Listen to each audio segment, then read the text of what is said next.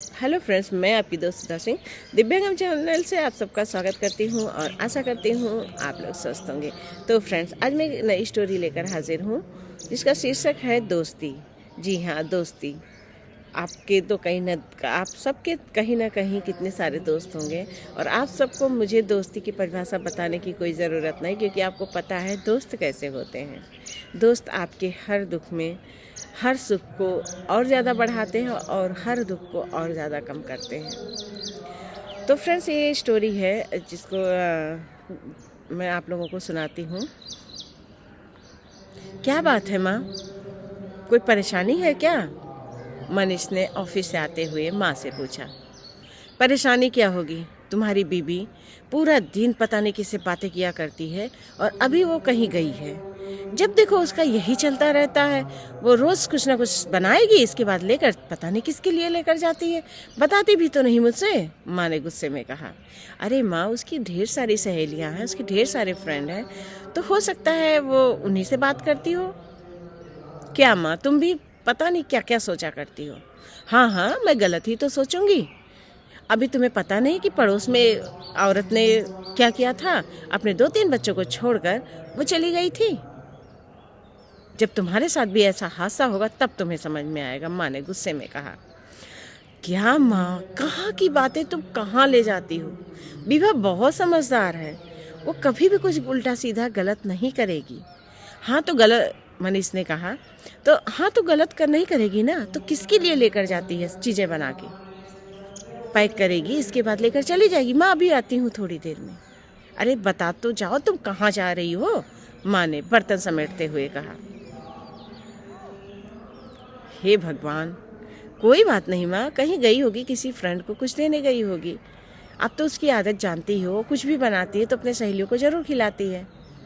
तुम फालतू में टेंशन ले रही हो। हाँ हाँ, मैं फालतू में ही तो टेंशन ले रही हूँ। जब तुम्हें भी धोखा मिलेगा ना, तब तुम्हें समझ में आएगा कि क्या होता है।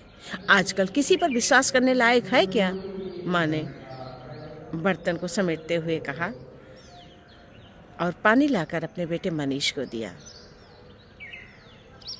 अच्छा, तुम गुस्सा मत करो बाबा, आज मैं उससे पूछ लूँगा कि वो कहाँ गई थी। ये कहकर मनीष अपने कमरे में आ जाता है, लेकिन मनीष के मन में कहीं ना कहीं ये बातें घर कर जाती हैं कि कहीं जो है उसकी बीवी उसे कुछ धोखा तो नहीं कर रही है, कहीं विभा उसे धोखा तो नहीं दे रही, आखिर वो किससे जाती है मिलने। मनीष का ध्यान विभा पर जाता है। वो सोचता, हाँ कुछ दिनों से विभा जो है काफ़ी किसी से बातें करती है तो काफ़ी खुश होकर बातें करती है और उसका फ़ोन चलता ही रहता है। वो किचन में काम करती रहती है और वो उसका फ़ोन चलता ही रहता है। कहते हैं ना कि मन में एक छोटा सा बीज अगर बो दिया जाए तो वो उसे पेड़ बनते हुए देर नहीं लगती। तो शक का ये बीज मनीष के मन में उसकी माँ ने बो दिया था और वो मनीष अपनी पत्नी विभा पर शक करने लगा था। मनीष अब विभा पर थोड़ा ध्यान देने लगा कि विभा अक्सर उसकी बातों से मनीष को लगता था कि विभा किसी से बात तो करती है। शाम को विभा जब आती है तो मनीष को देख के कहती है कि अरे सॉरी, आज थोड़ा सा लेट हो गया। मैं अपने एक दोस्त से मिलने चली गई थी और वहाँ बातें ऐसे होने लगी कि मुझे ध्यान ही नहीं रहा कि तुम जल्दी ऑफिस से आ जाओगे। सॉरी, मैं जल्दी से अब खाना बना लेती हूँ क्योंकि मम्मी जी को भी खाना जल्दी ही चाहिए। मनीष कुछ नहीं बोलता, वो अपने लैपटॉप में लगा रहता है और अपना काम करता रहता है। विभा उसकी तरफ ध्यान नहीं देती। उसे लगता है कि शायद मनीष को ऑफिस का वर्क ज़्यादा है, इस वजह से वो काम में जुटा हुआ है। दोनों पति पत्नी विभा खाना बनाती, दोनों पति पत्नी खाना खाते हैं, उनकी माँ खाना खाती है। उनकी माँ का मूड थोड़ा डिस्टर्ब रहता है। विभा कुछ पूछना जरूरी इसलिए नहीं समझते क्योंकि उसकी माँ बात बात पर बहुत जल्दी गुस्सा हो जाती हैं। खाना खाने के बाद विभा ने बर्तन समेटा और वो कमरे में आ गई। वो अपने मोबाइल पर व्हाट्सएप पर किसी से चैट कर रही थी और चैट करते करते वो मुस्कुरा रही थी। मनीष अपना काम कर रहा था और उसकी नज़र विभा पर थी। विभा को ही मुस्कुराता देख उसके मन में जो शक का बीज था वो और पनपने लगा। टाइम ही ऐसे ही बीतता जा रहा था और एक दिन विभा ने कुछ बनाया और वो अपने जो है अपने फ्रेंड के लिए उसने उसे पैक किया और उसने अपनी सासू माँ से कहा, माँ जी अभी जाती हूँ थोड़ी देर, मैं अभी आकर फिर जो है मैं सारा काम समेटती हूँ, आप कुछ करिएगा नहीं, मुझे थोड़ा सा ज़रूरी काम है, मैं अभी जाती हूँ अभी आती हूँ। तो इस पर उसकी सास को शक हुआ कि आखिर ये जाती कहाँ है। जैसे ही विभा घर से निकली उन्होंने अपने बेटे को फ़ोन लगा दिया। उन्होंने कहा कि देख विभा आज फिर कहीं गई है और इतनी हड़बड़ी में गई है कि मैं तुम्हें कुछ नहीं बता सकती हूँ, तो उससे पता कर कि वो कहाँ गई है। मनीष फ़ोन करता है और वो विभा से पूछता है कि विभा तुम इस समय कहाँ पे हो, मुझे थोड़ा सा काम है। तो विभा कहती है कि मैं घर के बगल में जो पार्क है मैं वहीं पर आई हूँ, बताओ क्या काम है। तो मनीष कहता है एक फ़ाइल रह गई है, मुझे वो चाहिए था और जो है लेकिन कोई बात नहीं, तुम बाहर हो कोई बात नहीं, शाम तक मैं प्यून भेजूँगा तो आप उसे भिजवा देना। तो विभा कहती ठीक है कोई बात नहीं। मनीष बात करके जो है विभा से फ़ोन रखता है और अपने घर के पार्क जो उसके घर के पास पार्क होता है वहाँ के लिए निकल पड़ता है। वहाँ जाकर देखता है विभा किसी अनजान पुरुष से बैठकर बातें कर रही है और खूब हंस रही है।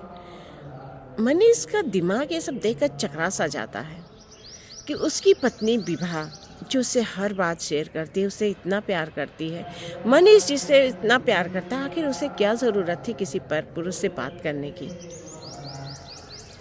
मनीष थोड़ा और करीब आता है, वो देखता है वो जो आदमी होता है वो थोड़े से अधेड़ उम्र का होता है। ये सब देखकर मनीष का दिमाग पूरी तरह से चकरा जाता है। वो सोचता है कि उसकी माँ कितनी सही थी उसकी बीवी को लेकर, उसकी बीवी उसे धोखा दे रही है। वो सामने जाता है और विभा के सामने पहुंचकर कहता क्या बात है विभा, ये कौन है। विभा खड़ी हो जाती है, वो कहती है ये मेरे दोस्त हैं। दोस्त? ये? विभा तुम्हें शर्म नहीं आई, तुम मुझे धोखा दे रही हो। विभा अचंभित हो जाती, धोखा? हाँ तुम मुझे धोखा दे रही हो और वो भी एक अधेड़ उम्र के साथ तुम अफेयर कर रही हो, तुम्हें शर्म आनी चाहिए।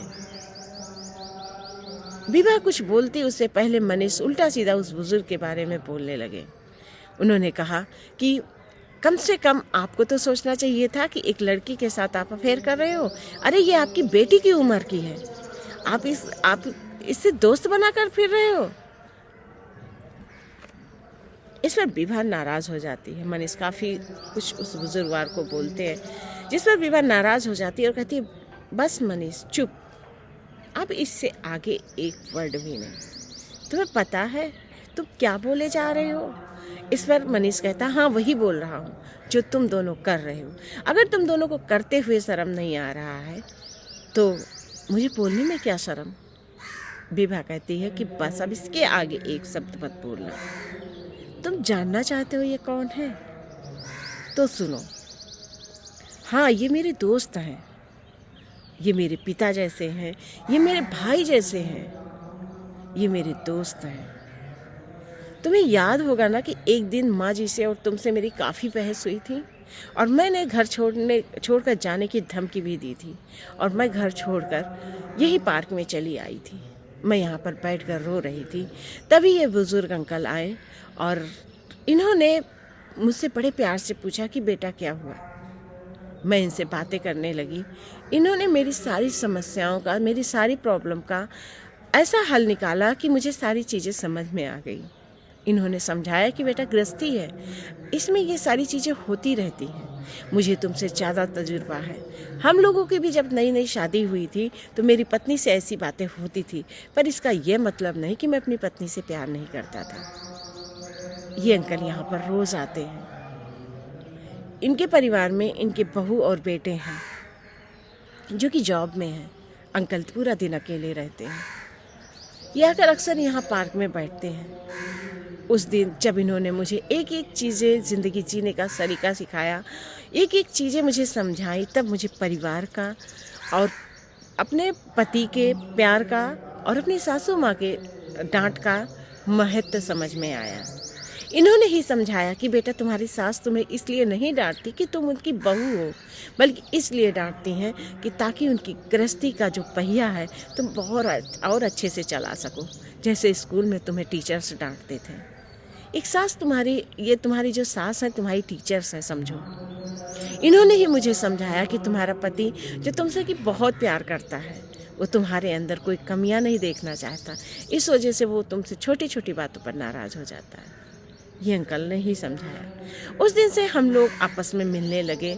मैं इनकी ज़िंदगी में जो इनका एक्सपीरियंस है वो इनसे लेने लगी और मैं इनके साथ बातचीत करती थी और हम दोनों का एक दोस्ती सा रिश्ता हो गया। मैं कुछ भी बनाती हूँ तो इनके लिए लेकर आती हूँ। इनके बेटे और बहू जॉब में है जो बिल्कुल इन्हें टाइम नहीं दे पा रहे हैं, और जब हम अक्सर आपस में बातचीत करते हैं तो हम लोग सिर्फ सीरियस बातें नहीं, हंसी मजाक की भी बातें करते हैं, जो कि एक दायरे में होता है। हमारा रिश्ता एकदम दोस्तों जैसा है। मैं इनका नाम लेकर बुलाती हूँ और ये मेरा नाम लेकर बुलाते हैं। मैं इन्हें अंकल नहीं कहती हूँ, मैं इनका नाम लेकर बुलाती हूँ, जिससे कि तुम्हें लगा कि मेरे साथ इनका अफेयर चल रहा है। तुम्हें एक बार मुझसे तो पूछ लेना चाहिए था, क्या सारे रिश्ते बस वहीं तक सीमित होते हैं? इन सब से ऊपर एक रिश्ता होता है दोस्ती का, मनीष, जो हम निभा रहे हैं। मुझे इनसे एक्सपीरियंस मिलता है, मुझे इनसे बात करके एक सुकून सा मिलता है, मुझे जीने की राह मिलती है, और इन्हें मुझसे बात करके इनका अकेलापन दूर होता है। ये अपनी मन की छोटी छोटी बातें मुझसे बताते हैं। मैं इन्हें वहाँ पर समझाती हूँ। अगर कभी ये परेशान होते हैं तो मैं समझाती हूँ। हम दोनों का रिश्ता एक दोस्त का रिश्ता है, हम दोनों में कोई गलत रिश्ता नहीं है, ये कहकर विवाह रोने लगती है और जो बुजुर्ग होते हैं उनका सर भी झुक जाता है। मनीष ये सब बातें सुनकर बिल्कुल हस्तप्त हो जाता है और कहता है कि मुझे माफ़ कर दो विभा, सर मुझे माफ़ कर दीजिए। मुझे आप दोनों की दोस्ती के बारे में नहीं पता था। मुझे तो यही समझ में आता है कि हर औरत और हर आदमी का रिश्ता सिर्फ एक चीज़ से होता है, बाकी दोस्त जैसा उनके बीच में कुछ नहीं होता है। आज आपने मुझे दोस्ती के सही मायने बता दिए।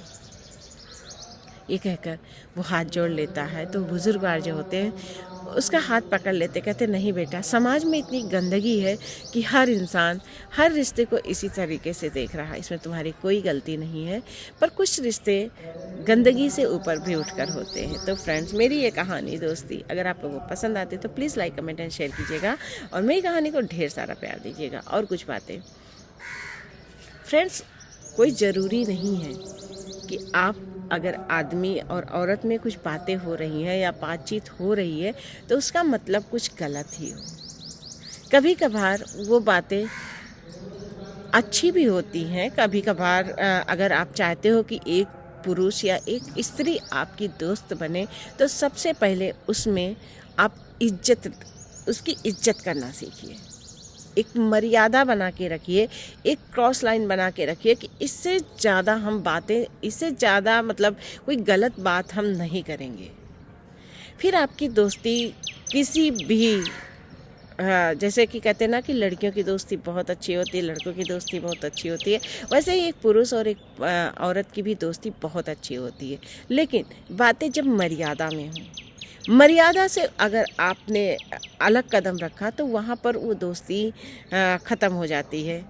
इसलिए जब भी आप किसी से दोस्ती कीजिए, कभी आपका कोई दोस्त हो तो एक मर्यादा में रह के आप बातें कीजिए। फिर वो दोस्ती जो रंग लाएगी ना, वो कहीं नहीं, मतलब लाइफ टाइम के लिए होगी।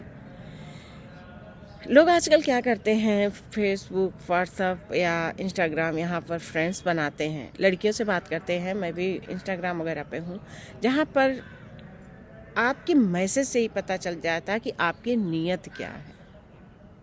आप कोई अच्छी लड़की आपको दिखी, कोई अच्छी औरत आपको दिखी, आप उससे हाय, आप बहुत खूबसूरत हो, आप बहुत अच्छी हो, क्या आप मेरी दोस्त बनोगी? अरे यार, दोस्ती ही करनी है तो आप उसकी खूबसूरती से ना शुरू कीजिए ना, आप उसके जो वो कुछ उसकी एक्टिविटी से शुरू कीजिए कि आप बहुत अच्छा वीडियो बनाती हैं, आप बहुत अच्छा लिखती हैं, आप बहुत अच्छी इंसान लगती हैं।